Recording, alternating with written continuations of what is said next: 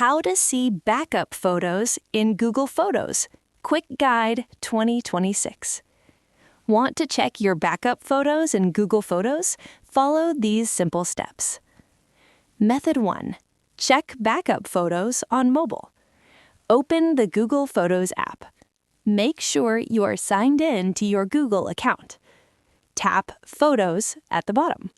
All backed up photos and videos will appear here automatically. To confirm backup, tap your profile icon top right.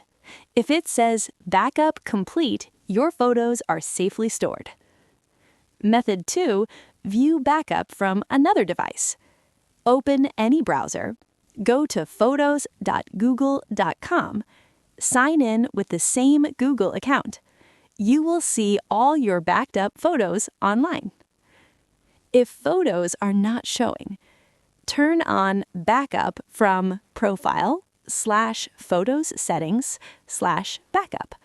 Check internet connection. Make sure you are using the correct Google account.